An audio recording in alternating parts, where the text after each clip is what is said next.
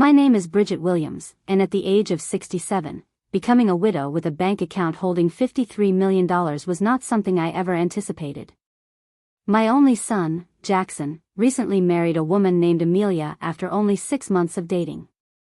A feeling deep in my gut urged me to keep quiet about the wealth my late husband, Harold, had left me. I'm grateful I heeded that warning, because just 5 days after their wedding, Amelia arrived at my home, bringing a lawyer with her. Before I dive into the details of Amelia's arrival with an attorney, please let me know where you're watching from and don't forget to subscribe. You'll definitely want to hear how I managed to protect what my husband spent 4 decades building. Harold and I shared 42 wonderful years of marriage before cancer took him from me 18 months ago. Most people in town knew him simply as the friendly owner of Williams Hardware, but few were aware of the financial empire he had meticulously constructed over those 40 years. Harold truly started from nothing. The son of a factory worker in Michigan, he left college prematurely when his father fell ill and began working at a local hardware store to support his family. He was only 22 at the time, armed with nothing but sheer willpower and a strong work ethic. We met when I came into the store for parts to repair my apartment sink. I was 25 and working as a kindergarten teacher. Most women your age would just call a plumber, he said, giving me that slightly crooked smile I grew to adore. Most women my age don't have student loans and a broken-down car to pay for, I retorted. Not only did he sell me the correct parts, but he insisted on showing me how to fix the sink myself. We were married 8 months later, and soon after, Harold managed to pull together enough cash for a down payment on a small, struggling hardware store on the outskirts of town.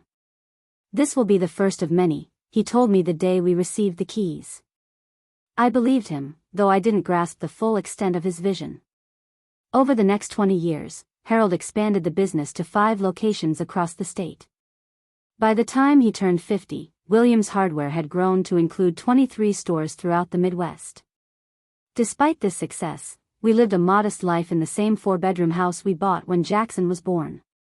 We drove practical cars, took 1 annual vacation, and funneled most of the profits back into the company. Money should work for you, not the other way around, Harold always preached. Show off your cash, and you'll attract the wrong kind of people. Those words would frequently echo in my mind after his death. When Jackson was born, Harold began setting aside money specifically for his future. Our son grew up appreciating the value of hard work but was never aware of the true scale of our fortune. Harold wanted him to forge his own path, free from the constraints or entitlement that can accompany significant family wealth. Jackson chose a life in academia over business. He studied literature, eventually earning his PhD and becoming a professor at Westlake University. Harold was immensely proud, even though our son wasn't interested in taking over the family business. He's doing what he loves, Harold told me. That's worth more than any amount of money I could leave him. 3 years before his diagnosis, Harold received an offer from a national chain to purchase Williams Hardware. After careful consideration, he accepted their $50 million offer. He invested the majority of it wisely, further increasing our nest egg. When Harold was diagnosed with pancreatic cancer, it felt as though the world had stopped turning. He fought valiantly for 14 months before passing away peacefully at home, with Jackson and me at his side. His last clear words to me were, "Take care of our boy, but make sure he stands on his own 2 feet." After the funeral, I discovered the full scope of Harold's legacy. Between the business sale investments, life insurance, and our properties, I had inherited $53 million. Jackson received a trust fund of $1 million that would become accessible when he turned 35, which was still 3 years away. Harold had painstakingly structured everything with his lawyer, ensuring I would be the sole decision-maker for the majority of the estate. The grief was overwhelming during those initial months. I walked around the house, touching Harold's things, sleeping in his bathrobe, and watching old home videos until my eyes ached. Jackson was my steadfast support during that time, visiting several times a week, calling daily, and making sure I was eating. For the first year, I barely thought about the money. It remained in accounts managed by Thomas, Harold's financial advisor, while I learned how to exist without my husband. Eventually, I started seeing friends again and even joined a widow support group at the community center. Throughout this period, Jackson remained unattached. He'd had a few relationships over the years, but nothing became serious. At 32, he seemed content with his books, his students, and his small circle of friends. I occasionally worried he might end up alone, but I kept those thoughts to myself. After all, Harold and I had raised him to make his own decisions. Then, 6 months ago, everything changed when Jackson met Amelia at a university fundraising gala. She was 29, strikingly attractive, and worked as a pharmaceutical sales representative. The way Jackson described their encounter made it sound like a scene from a romance novel. She was standing by the fountain in the courtyard, Mom, he told me, his eyes practically sparkling. She was wearing this blue dress, and when she turned around, I swear time stopped. Within 2 weeks, they were dating exclusively. Jackson brought her to Sunday dinner at my house a month after they met. I can still recall the sound of her high heels clicking on my hardwood floors as she entered, a designer handbag on her arm and diamonds glittering at her ears and throat. Your home is so charming, Amelia said, surveying my living room with what I now recognize as calculation rather than true appreciation. Jackson mentioned your husband ran some hardware stores. Was it a small local chain? There was something in the directness of her question that made me hesitate.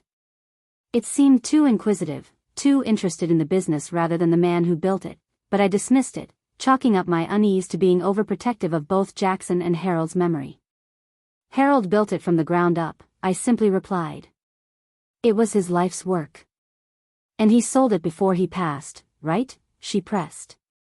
That must have been a nice retirement package for you both. Jackson quickly changed the subject, but that moment stayed with me. It was the first of many red flags I would notice about Amelia, though I tried to ignore them for Jackson's sake. After dinner that night, as I washed dishes and Jackson dried them as we always did, Amelia excused herself to use the bathroom. She was gone for nearly 20 minutes. Later, I discovered my bedroom door slightly ajar, though I always keep it closed. Nothing appeared to be missing, but it felt like someone had been going through my belongings. When Harold was alive, he often told me, trust your gut, Bridge. It knows things before your head catches up. That night, my instincts were screaming warnings about Amelia.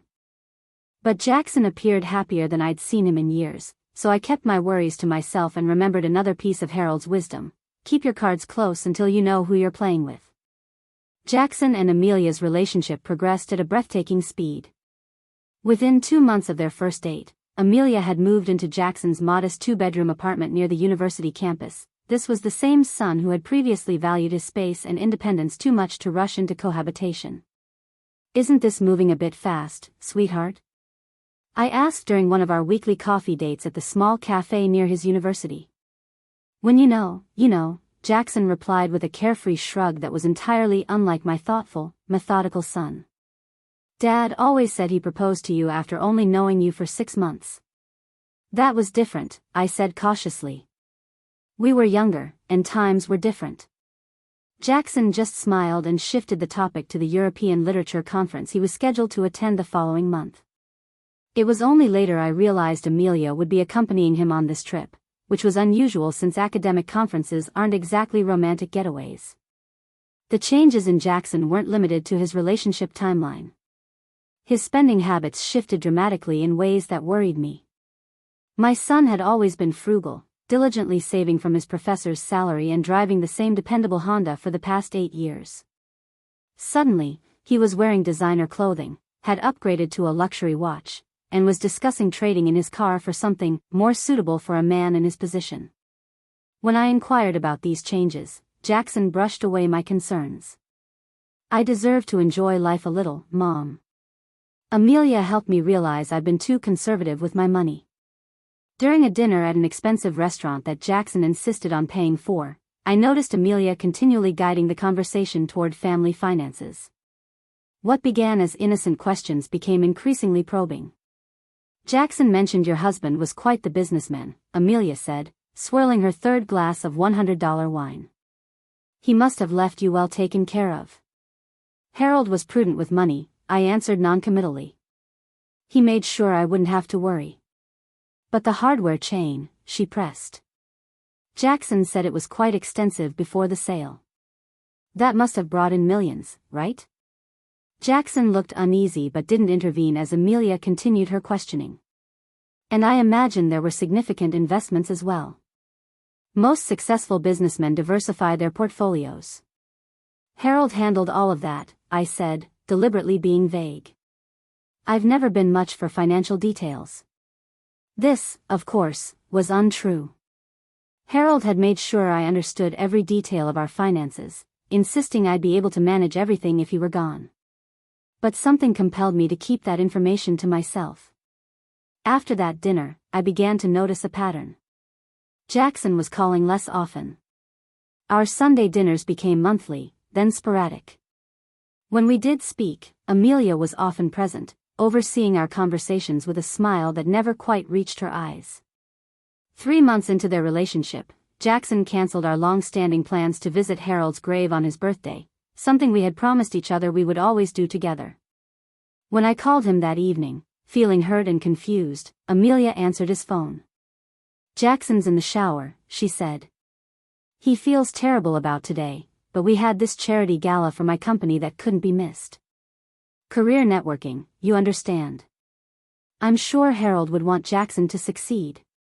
The casual way she used my late husband's name, someone she'd never met, felt like a deliberate slight.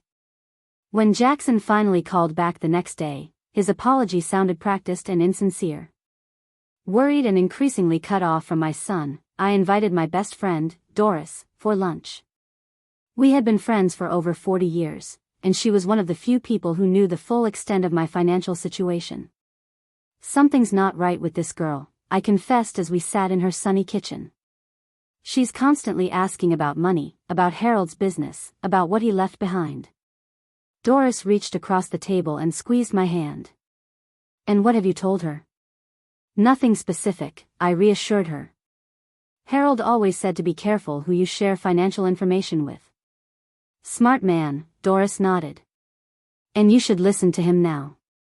Don't tell her anything until you're absolutely sure of her intentions." "But what if I'm wrong?" I asked, voicing my deepest fear. "What if she truly loves Jackson, and I'm just being a suspicious old woman?" "Then no harm done," Doris said firmly. "If she loves him for him, your money shouldn't matter. But if she's after what Harold built, you'll be glad you kept quiet." That conversation reinforced my determination to protect not only my assets but Jackson as well, even if he didn't realize he needed protection. My caution proved insightful when, just 4 months after they met, Jackson called with news that stole my breath. "We're engaged, Mom," he announced, his voice a mix of excitement and something else I couldn't quite place. "I asked Amelia last night, and she said yes." I gripped the phone tightly, forcing warmth into my voice while my mind raced with worry. "That's wonderful news, sweetheart. Have you set a date?" "Actually, yes. We're thinking next month. Small ceremony, close friends, and family." "Next month?" I couldn't hide my shock. "That's very soon, Jackson. When you find the right person, why wait?" he said, repeating his earlier sentiment in a way that sounded rehearsed. "Amelia's always dreamed of a spring wedding, and we don't want anything elaborate." That last part was at least a small comfort, until he continued. "Actually, Mom, I was hoping to talk to you about possibly helping us with some of the expenses. A professor's salary doesn't stretch as far as it used to, and Amelia has her heart set on a few special touches." It was the first time in his adult life that Jackson had asked me for financial assistance beyond a routine birthday or Christmas gift. Harold and I had instilled independence in him, and he had always been proud of making his own way. "Of course," I said carefully. "I'd be happy to contribute. Why don't you come over this weekend and we can discuss the details?" After hanging up, I sat in Harold's old study, staring at his photograph on the desk. "What would you do, my love?" I whispered to his smiling image. I could almost hear his reply, "Protect our boy, Bridge. But remember, he has to make his own mistakes." The question was whether this particular mistake might cost him more than just a broken heart. What Jackson had called up few special touches, for the wedding turned out to be an extravagant affair that seemed to become more elaborate daily. The small ceremony transformed into a 150-guest event at the Grand Lakeside Hotel, the city's most expensive venue. When Jackson and Amelia came to discuss wedding plans, I was stunned by the list of expenses Amelia presented. A designer wedding dress, custom-tailored tuxedo, a top-shelf open bar, a 5-course gourmet dinner, a live band, exotic flower arrangements flown in from South America, and a photographer who usually shot for celebrity magazines. The total comes to just under $70,000, Amelia announced, sliding a spreadsheet across my kitchen table with the nonchalance of someone ordering coffee. Jackson looked uncomfortable but said nothing. That I noticed he was wearing a new watch that must have cost at least $5,000 and wondered how much debt he was already accumulating. That's quite a sum for a small wedding, I remarked carefully. Amelia offered a practiced laugh. Well, we only planned to do this once.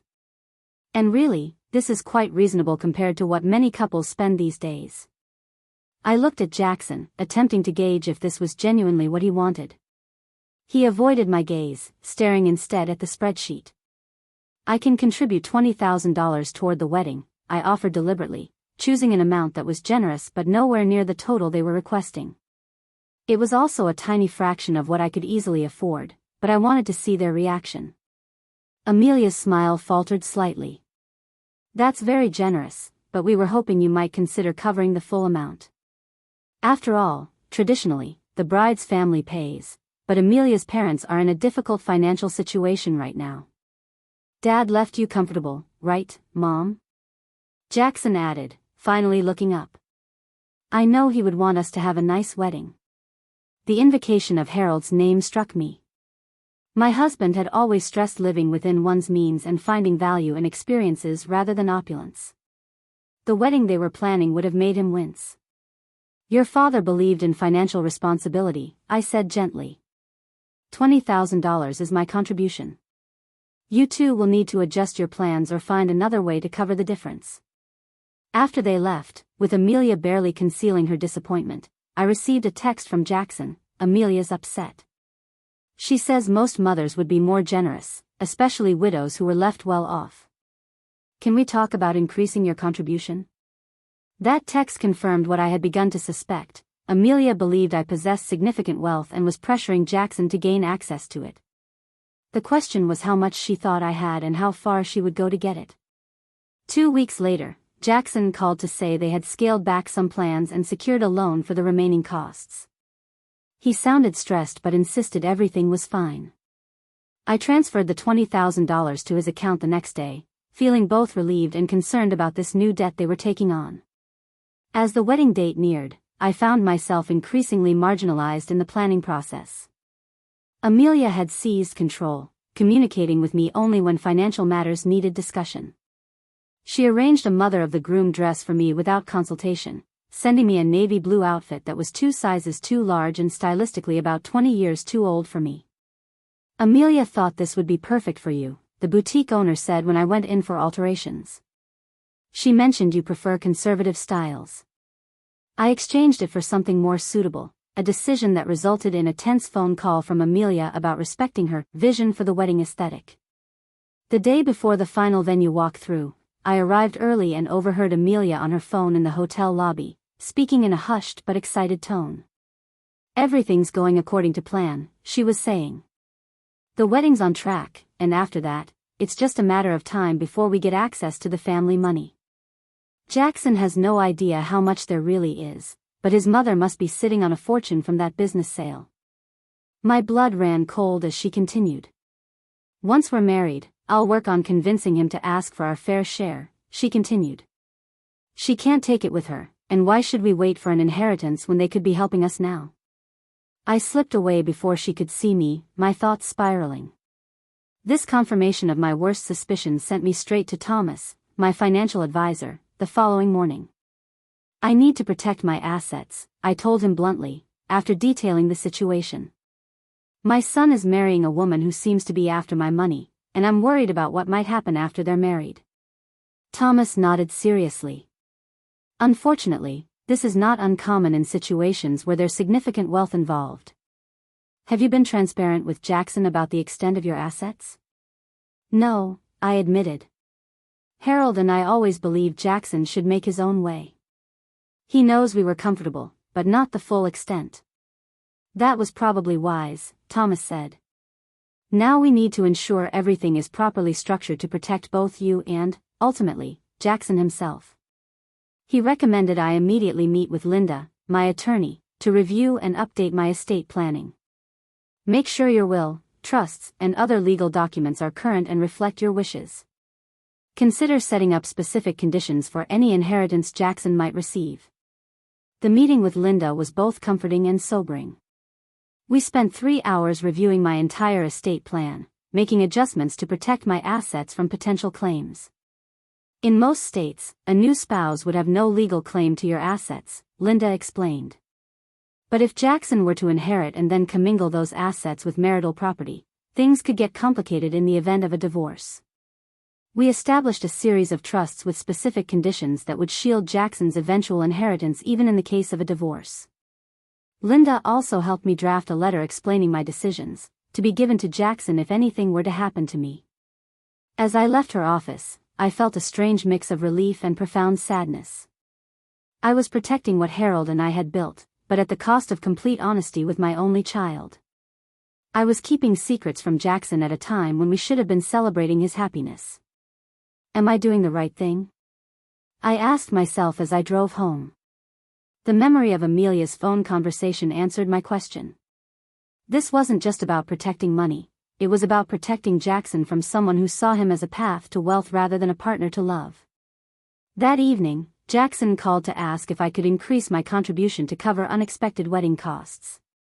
The conversation was strained, with Jackson clearly uncomfortable making the request. Amelia found out the flowers will cost more than expected, he explained.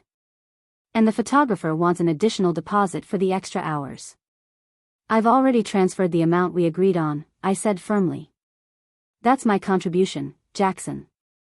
But, Mom, he pressed, it's not like you can't afford it.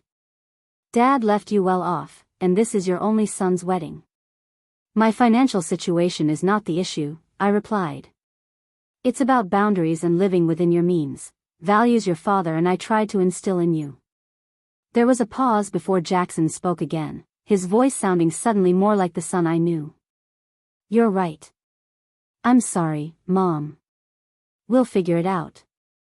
After we hung up, I sat in Harold's favorite chair, trying to reconcile the principled, thoughtful son we raised with the man who was now pushing for money to fund an extravagant wedding to a woman who clearly had ulterior motives.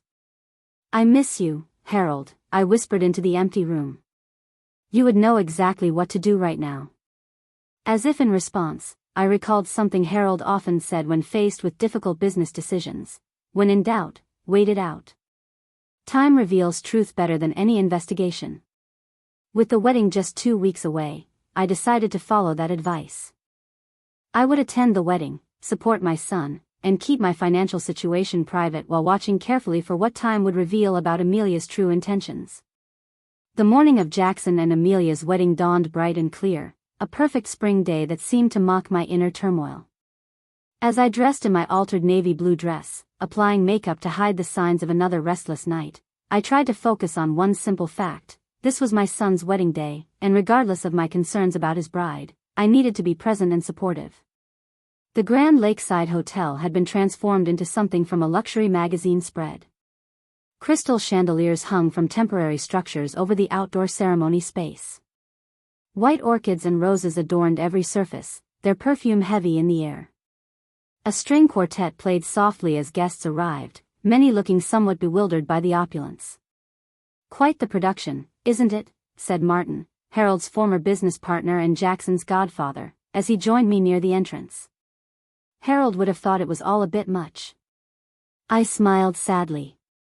He would have suggested they take the money and put it toward a house down payment instead.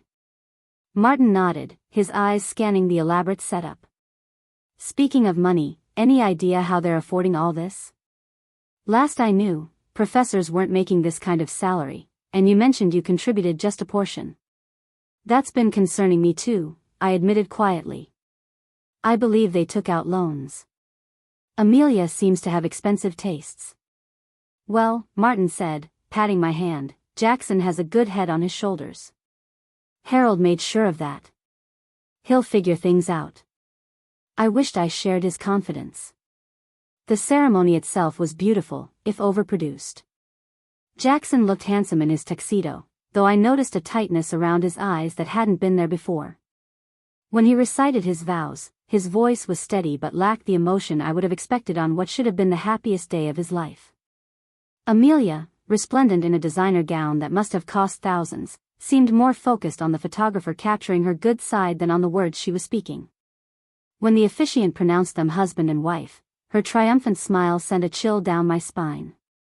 At the reception, I was seated at the family table alongside Amelia's parents, whom I was meeting for the first time. Frank and Judith Sullivan were visibly uncomfortable in the lavish surroundings, their department store clothes standing out among the designer outfits of the wedding party. "This is all so fancy," Judith whispered to me after introducing herself. We told Amelia we couldn't contribute much, but she insisted everything had to be perfect. "It's certainly elaborate," I agreed, watching as waiters circulated with trays of champagne that I knew cost over $100 per bottle. "Were you surprised by how quickly they decided to get married?" Frank shifted in his seat. "Between us, yes. Amelia has always been ambitious. When she told us about Jackson and his family background, we were concerned she might be rushing things for the wrong reasons." "His family background?" I asked carefully. Judith looked around before leaning closer. She mentioned his father owned a successful business. She seemed quite focused on that aspect when describing him to us. Before I could respond, the DJ announced the couple's entrance, and the conversation was cut short by applause. Throughout dinner, I observed Amelia's parents, noting their discomfort with the extravagance and the way they seemed surprised by certain references to their daughter's life and career. During the toasts, Amelia clinked her glass and stood, her smile dazzling under the chandeliers. "I want to thank everyone for coming to celebrate our special day," she began. "Especially my new mother-in-law, Bridget, who raised such a wonderful man and welcomed me into a family with such security and prosperity." Her emphasis on those last words was subtle but unmistakable. I noticed Jackson shift slightly in his seat, a flicker of discomfort crossing his face. After the meal, as guests began to dance, I made my way to the restroom. In the hallway outside, I overheard Amelia speaking to a woman I recognized as her maid of honor. "Stop worrying about the cost," Amelia was saying. "This is just the beginning. We'll be set for life soon enough." "But these credit cards are in your name," her friend replied. "And you've maxed out 3 of them for this wedding." Amelia laughed. "Trust me, it's an investment. Jackson's mom is loaded, she just plays it down. His dad sold his business for millions before he died." I slipped into the restroom before they could see me, my hands shaking as I gripped the sink. The confirmation of Amelia's intentions brought no satisfaction, only a deep sadness for my son and anger at being right about her motives. Later, during a rare moment when Jackson was alone near the bar, I approached him. The 4 drinks he'd had seemed to have loosened something in him, and for a moment, my genuine son shone through the facade he'd been maintaining. "Mom," he said, his voice lower than usual. "I need to tell you something. About Amelia, about all of this." But before he could continue, Amelia appeared at his side, her arms sliding possessively through his. "There you are, darling. The photographer wants some sunset shots by the lake." The moment was gone. Jackson gave me an apologetic look as Amelia led him away, his unspoken words hanging between us. As the reception wound down, I noticed a distinct cooling in Amelia's demeanor toward me. The saccharine mother-in-law act she had maintained dropped away when most guests had left, replaced by brief, almost dismissive interactions. When I approached to say goodbye, she barely looked at me, focused instead on instructing the wedding planner about preserving the top tier of the wedding cake. "Jackson, I'm heading home," I said, embracing my son. "It was a beautiful wedding." "Thanks for everything, Mom," he replied, hugging me tightly. There was something desperate in his embrace, something that made me want to take him home with me like when he was a little boy with a scraped knee. Amelia finally turned to me, her smile not reaching her eyes. "Yes, thank you for your contribution. We managed to make it work despite the limited budget. The barb was intentional, and I saw Jackson wince. Rather than respond, I simply smiled and kissed my son's cheek. Call me when you get back from your honeymoon. That night, I couldn't sleep.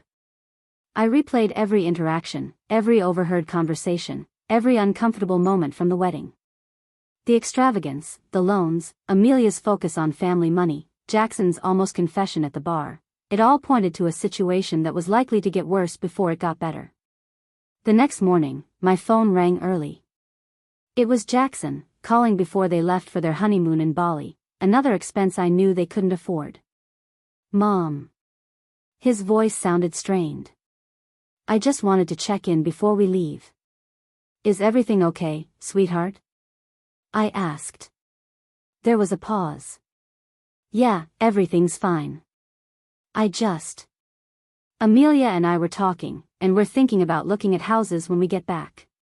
Nothing too fancy, but something with a little more space than my apartment. I waited, sensing there was more. I was wondering if you might consider helping us with a down payment, as a wedding gift. Amelia mentioned that many parents do that for their children these days. The request confirmed my fears that this was only the beginning of financial demands. Jackson, buying a house is a big decision. Why don't we talk about it when you get back? Enjoy your honeymoon and don't worry about house hunting just yet. Sure, he said, sounding relieved yet disappointed. That makes sense. As we said goodbye, I couldn't shake the feeling that my son was in deeper than he realized, caught in a web of expectations and financial commitments that were already spiraling beyond his control. Oh, Harold, I whispered after hanging up. Our boy is in trouble, and I don't know if he even sees it yet. 5 days after the wedding, I was in my garden, tending to the rose bushes Harold and I had planted together on our 10th anniversary. The spring sunshine was warm on my back as I carefully pruned dead branches, finding solace in the familiar routine. Jackson and Amelia were still on their honeymoon in Bali, sending occasional photos of tropical beaches and luxury resort amenities that made me wince thinking about the credit card bills to come. The sound of tires on my gravel driveway pulled me from my thoughts. Looking up, I saw a sleek black Mercedes I didn't recognize parking beside my modest Volvo. The knot in my stomach tightened when Amelia stepped out of the passenger side, dressed in designer sunglasses and a crisp white pantsuit that probably cost more than most people's monthly salary. What shocked me more was seeing a middle-aged man in an expensive suit emerging from the driver's side. He carried a leather briefcase and wore an expression of practiced neutrality that I recognized from my meetings with Harold's lawyers over the years. Jackson was nowhere to be seen. I removed my gardening gloves and walked toward them, a sense of foreboding growing with each step. Amelia, I said, keeping my voice even. This is a surprise. I thought you and Jackson were in Bali until next week. We were supposed to be, she replied, without offering further explanation. Bridget, this is Albert Wright, our family financial advisor. We need to talk to you about something important. Our family financial advisor. They had been married less than a week, and suddenly they had a family financial advisor I had never heard of. I see, I said calmly. Why don't we go inside? I can make some coffee. Once in my living room, with untouched coffee cups on the table between us, Albert Wright opened his briefcase and removed several documents. Mrs. Williams, he began in a tone that managed to be both respectful and condescending, Amelia has consulted me about a matter of family finances that we believe needs addressing promptly. I looked at Amelia, whose expression had transformed from the charming daughter-in-law act she had maintained before the wedding to something harder and more calculating. Where is Jackson? I asked her directly. He's meeting with a realtor about a property we're interested in, she replied smoothly. He sends his regards but thought this conversation might be easier without him present. That didn't sound like my son at all, and my suspicion deepened. Albert cleared his throat. Mrs. Williams, it has come to our attention that, following your husband's passing, you inherited approximately $53 million from the sale of his hardware store chain and other investments. The precise figure sent a chill through me. I had never shared that number with anyone outside my financial advisors and attorney. And how exactly did this come to your attention? I asked, my voice steadier than I felt. Amelia leaned forward. Jackson found some of his father's old business papers in storage. The sale figures were documented there. We were quite surprised to learn the extent of the family wealth, especially given your modest lifestyle. I doubted very much that Jackson had found any such papers, or that he would have shared them if he had. This had Amelia's fingerprints all over it, likely from her unauthorized explorations of my home before the wedding. I see, I said, revealing nothing. And why is this relevant to today's visit? Albert smiled in a way that didn't reach his eyes. Mrs. Williams, Amelia and Jackson believe that as the only son and heir to the Williams family legacy, Jackson should have access to a portion of these funds now rather than waiting for an inheritance that could be decades away. We're not getting any younger, Amelia added with breathtaking audacity. And frankly, it seems selfish to hoard such wealth when it could be helping your son and his wife establish themselves properly. I took a moment to study them both, keeping my expression neutral despite the anger building inside me. And what exactly are you proposing? Albert pushed a document toward me. We've prepared a reasonable proposal for an initial distribution of assets. We believe $10 million would be appropriate to help the newlyweds purchase a suitable home, establish investment accounts, and clear any debts incurred during the wedding, $10 million. For a moment, I was too stunned to speak. The sheer audacity of the demand was breathtaking. Additionally, he continued, we suggest a monthly stipend of $25,000 to support their lifestyle, while Jackson focuses on his academic career and Amelia potentially transitions to family life. Family life. The implication was clear, and it made my blood run cold. They were already dangling potential grandchildren as leverage. And if I declined this generous proposal? I asked, my voice cool.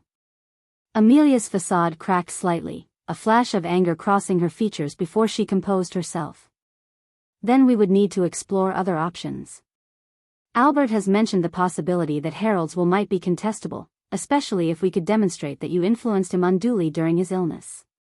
Or, Albert added smoothly, concerns could be raised about your capacity to manage such significant assets at your age.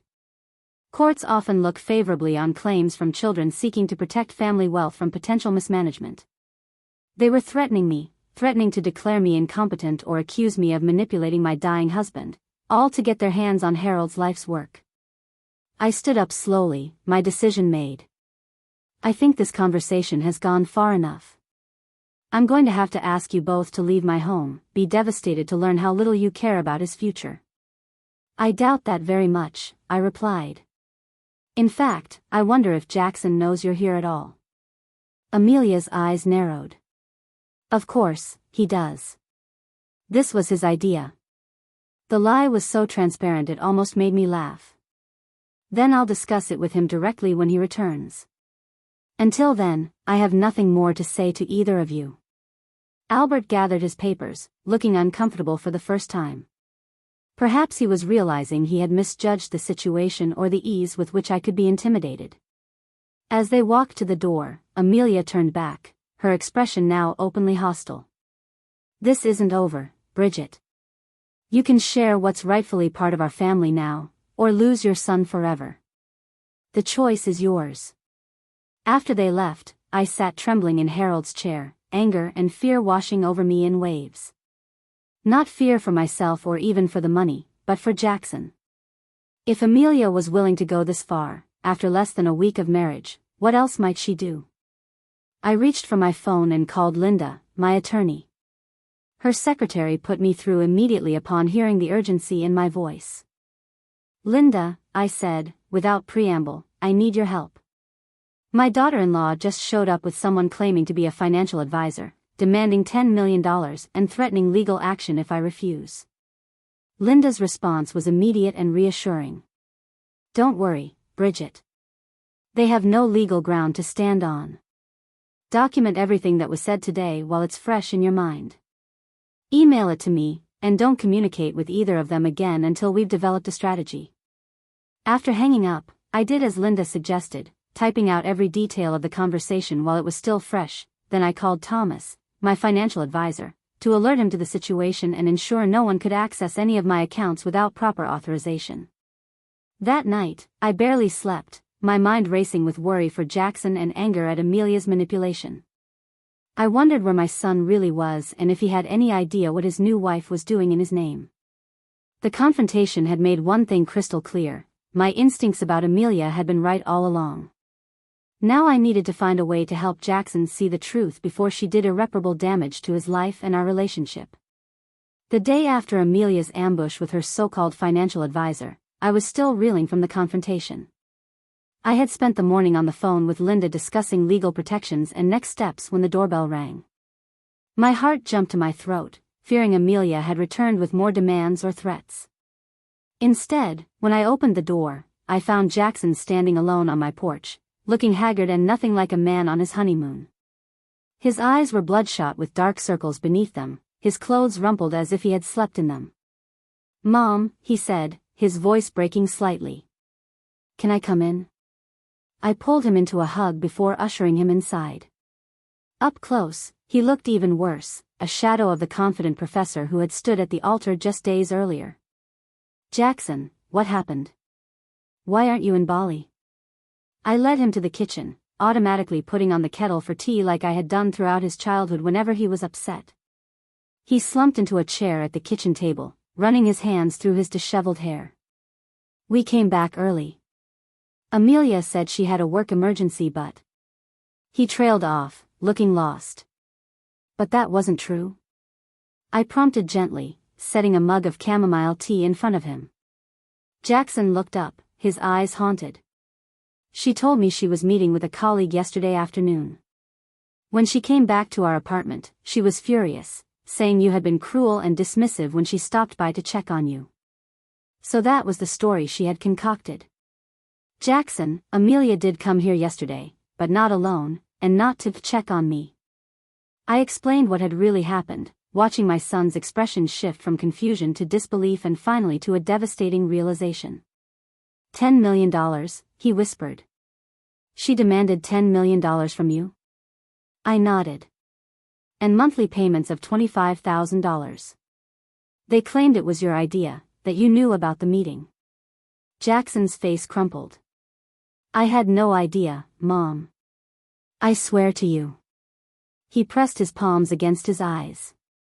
"But I should have. God, I should have seen this coming." "What do you mean, sweetheart?" He took a shaky breath. "Things have been strange since the wedding. On our first night in Bali, Amelia started talking about looking at multi-million-dollar properties when we got back.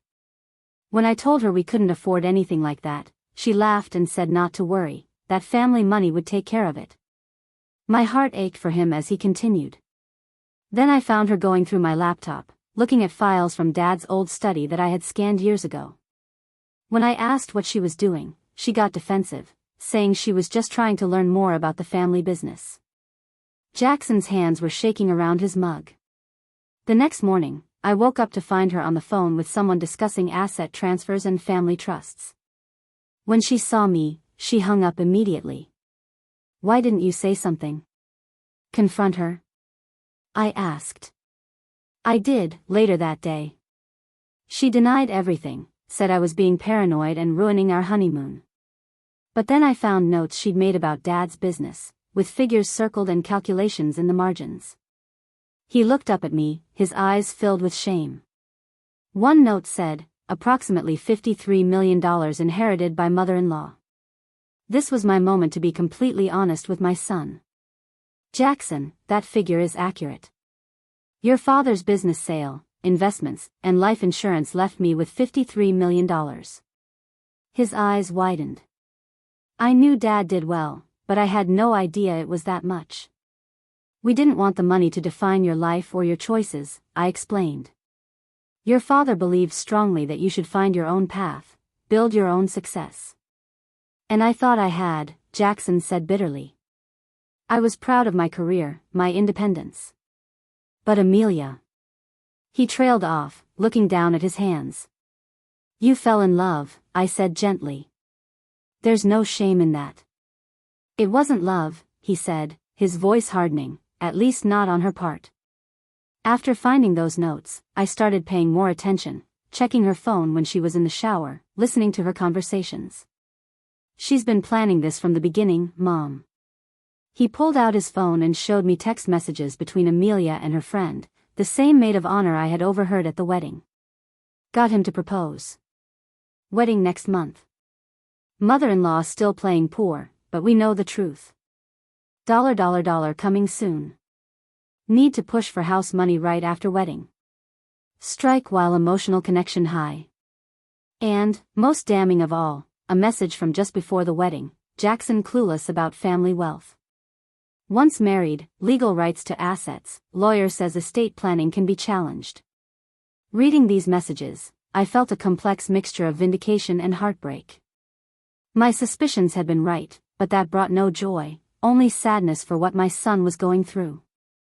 Jackson took his phone back, his expression resolute despite his obvious pain. "I left while she was meeting with some friends this morning. Told her I needed to clear my head. I came straight here because I needed to know if what I suspected was true." "I'm so sorry, Jackson," I said, reaching across the table to take his hand. "No, I'm sorry," he insisted. "I should have listened to my instincts, or at least to yours. You were cautious about her from the beginning, weren't you?" I nodded. "I had concerns, but I wanted to support your happiness, and I could have been wrong. But you weren't," he said flatly. "And now I'm married to someone who only wanted me for a potential inheritance." We sat in silence for a moment, the weight of the situation settling around us. "What happens now?" I finally asked. Jackson straightened his shoulders, a glimpse of determination breaking through his despair. "First, I want to know everything about Dad's estate and your financial situation. No more secrets between us. Then we confront Amelia, together, with evidence of what she's been doing." I hesitated. "Are you sure confronting her is wise? It might be better to speak with a divorce attorney first." "Divorce," he repeated, the word sounding foreign on his tongue. "My marriage didn't even last a week." "I'm so sorry, sweetheart." He shook his head. "Don't be. Better to find out now than years down the road after children or more entangled finances." His expression hardened again. "But I want her to know that we know. I won't let her slither away thinking she almost succeeded." Over the next few hours, I showed Jackson everything: the estate documents, investment portfolios, and the protective measures I had put in place with Linda after noticing Amelia's concerning behavior. I explained the trusts Harold had established for Jackson that would mature when he turned 35 and the letter his father had written explaining his philosophy about wealth and family. "Dad was right," Jackson said after reading Harold's letter. "Money reveals character. It just took Amelia to show me how true that is." We called Linda and asked her to come over, bringing with her the documentation of yesterday's confrontation. Together, the three of us developed a strategy for confronting Amelia while protecting both Jackson and the family assets. "The marriage is so new that an annulment might be possible," Linda advised. "Especially with evidence of fraud or misrepresentation. If not, a divorce will be relatively straightforward given the short duration and the prenuptial agreement." "There is no prenup," Jackson admitted, looking ashamed. Linda and I exchanged glances. "That complicates things," she acknowledged, "but not insurmountably. The evidence of her intentions is compelling, and most states have laws that protect inheritances as separate property." As evening approached, Jackson called Amelia, his voice steady as he asked her to come to my house to discuss family financial matters. Her eagerness was evident even through the phone. While waiting for her arrival, Jackson sat in his father's study, looking at the photographs on the wall. "I wish Dad was here," he said softly. "He would have seen through her immediately." "He would be proud of how you're handling this now," I told him. "That's what matters." When the doorbell rang an hour later, Jackson and I exchanged a look of determination. Whatever happened next, we would face it together, with truth and the strength that comes from family bonds that can't be bought or manipulated. The confrontation and aftermath. The confrontation with Amelia was every bit as difficult as we had anticipated, but necessary for both Jackson's closure and our legal protection. When she arrived at my house that evening, her face lit up at the sight of Jackson, quickly morphing into calculated sympathy when she noticed his distress. "Darling, what's wrong?" she asked, reaching for him. "Your mother isn't giving you a hard time about our financial discussions, is she?" Jackson stepped back from her touch. "Let's sit down, Amelia. We need to talk." In my living room, with Linda present as our attorney, we laid out everything: the texts on Jackson's phone, my account of her visit with Albert Wright, and the evidence of her searching through personal documents. At first, Amelia tried denial, her performance almost convincing in its indignation. "These are ridiculous accusations," she insisted, tears welling in her eyes. "I love Jackson. Yes, I was curious about family finances, but what wife wouldn't be? A wife who married for love wouldn't bring a financial advisor to demand $10 million 5 days after the wedding," I pointed out calmly. When denial failed, she attempted to drive a wedge between Jackson and me. "Your mother has always disliked me," she told him, reaching for his hand. "She's trying to control you through money, can't you see that?" Jackson withdrew his hand. "Stop lying, Amelia. I've seen the texts to your friends. I know this marriage was a calculated financial move from the beginning." Her facade cracked, then anger replaced the tears that had dried up suspiciously quickly. "Fine," she snapped. "What was I supposed to do? Marry some struggling academic with no prospects? Your family is sitting on $53 million while living like middle-class nobodies. It's pathetic." "What's pathetic," Jackson replied with remarkable composure, "is thinking money equals happiness or success. My father built his business through hard work and integrity, values you clearly don't understand." Linda then outlined the path forward: immediate separation, annulment proceedings based on fraud, and a cease and desist regarding any claims against my estate. Amelia's expression grew increasingly furious as she realized her schemes were collapsing. "You'll regret this," she hissed as she gathered her designer purse. "Both of you. I have rights as a spouse, and I'll make sure this costs you dearly." "The only thing that costs dearly here is the lesson I've learned," Jackson replied. "And it was worth every penny." After she stormed out, Jackson sat heavily on the couch, emotional exhaustion evident in every line of his body. "I can't believe I was so blind." "Love makes us vulnerable," I said, sitting beside him.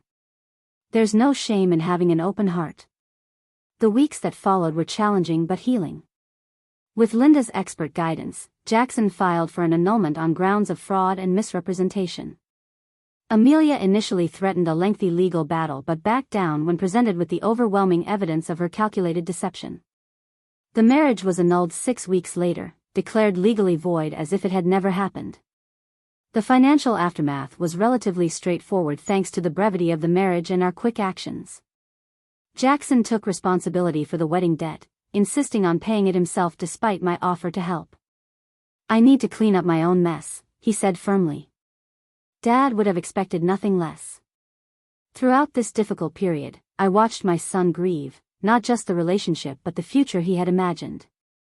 Yet, within that grief, I also saw him reconnecting with the values Harold and I had raised him on: integrity, responsibility, and the understanding that true wealth lies in character, not bank accounts.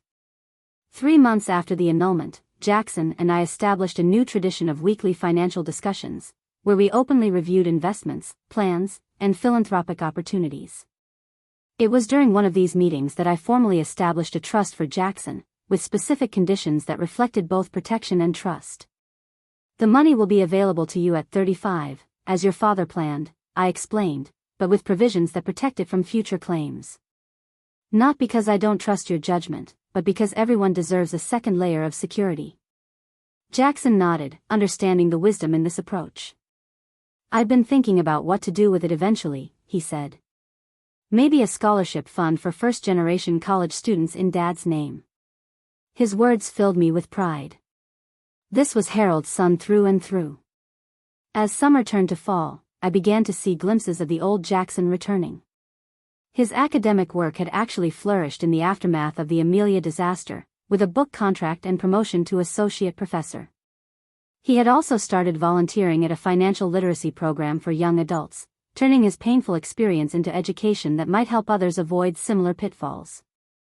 "Mom," he said one Sunday evening as we sat on my porch watching the sunset, "I want to thank you for protecting Dad's legacy the way you did.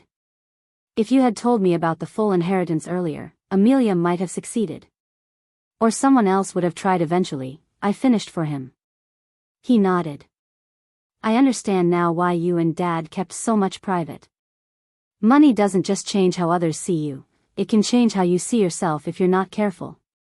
A year after the wedding that wasn't, I watched with quiet joy as Jackson began dating again, this time with a children's librarian named Kate who drove a 15-year-old car and packed homemade lunches. Their relationship progressed slowly, built on shared interests and values rather than whirlwind romance. When he brought her to dinner, she spent more time asking about Harold's life stories than his business success. "She doesn't know about the inheritance," Jackson told me after that dinner. "And I'm not going to tell her until I'm absolutely certain she loves me for me." My journey through this experience taught me lessons I never expected to learn in my 60s.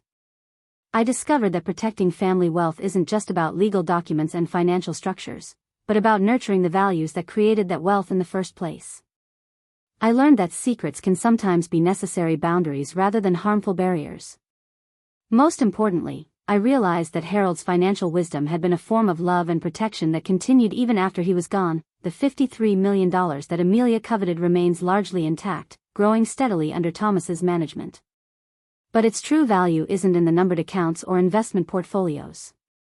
Its value lies in the education fund we established for low-income students, in the small business loans we provide to entrepreneurs with dreams like Harold's, and in the security it represents for future generations of our family, who will hopefully understand that money is a tool, not an identity. In the end, the fortune Harold left behind did exactly what he intended. It provided security without replacing the need for character, work ethic, and personal responsibility. By staying silent about that inheritance when my son got married, I protected not just the money, but the values it represented.